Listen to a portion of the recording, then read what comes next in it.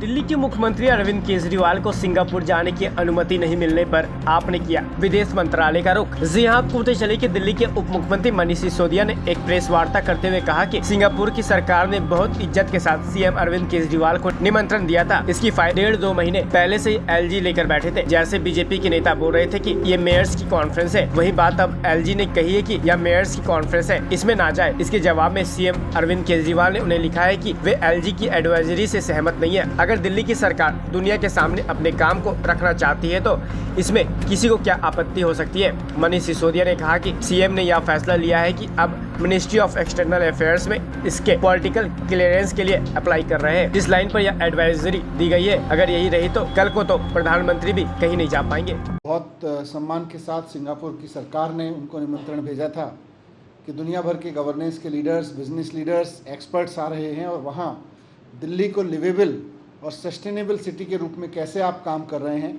उसका मॉडल वहाँ पे रखें। जाहिर सी बात है, उसमें दिल्ली के स्कूलों की बात होनी थी, हेल्थ सिस्टम की बात होनी थी, बिजली की बात होनी थी, पब्लिक ट्रांसपोर्ट की बात होनी थी, बाकी सब चीज़ों की बात होनी थी। उसी में उनकी दिलचस्पी है। तो मुख्यमंत्री अरविंद केजरीवाल जी ने क्योंकि जैसा आप जानते हैं कि किसी भी पॉलिटिकल लीडर के लिए, इलेक्टेड पॉलिटिकल लीडर के लिए कहीं भी भारत से बाहर जाने के लिए मिनिस्ट्री ऑफ एक्सटर्नल अफेयर्स की परमिशन की ज़रूरी होती है। तो वो एलजी साहब के पास फाइल गई थी उसके लिए 1.5 महीने पहले। उन्होंने एडवाइस दी है कि उस पर ना जाएं, लेकिन सीएम साहब ने लिखा है कि एलजी साहब की वो इस एडवाइस से सहमत नहीं है, क्योंकि उनको जो इनविटेशन मिला है वो वर्ल्ड लीडर्स के सामने दिल्ली का लिवेबल एंड सस्टेनेबल मॉडल रखने के लिए मिला है।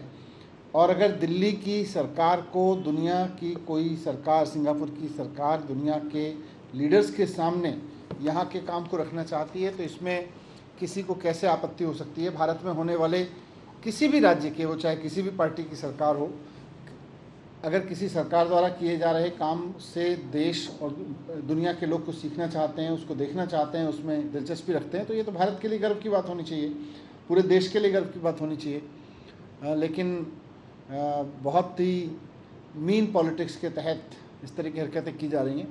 तो मुख्यमंत्री जी ने अब ये निर्णय लिया है कि वो मिनिस्ट्री ऑफ एक्सटर्नल अफेयर्स में पॉलिटिकल क्लियरेंस के लिए अप्लाई कर रहे हैं। और हमें पूरी उम्मीद है कि भारत, एलजी साहब की राय से जैसे सीएम साहब इत्तेफाक नहीं रखते हैं, भारत सरकार भी, माननीय हमारे जो विदेश मंत्री हैं, विदेश मंत्रालय, वो भी इस बात को देखेंगे कि कैसे अगर दिल्ली के काम से विदेश में भारत की साख बनती है तो इनको पॉलिटिकल क्लियरेंस दी जाए।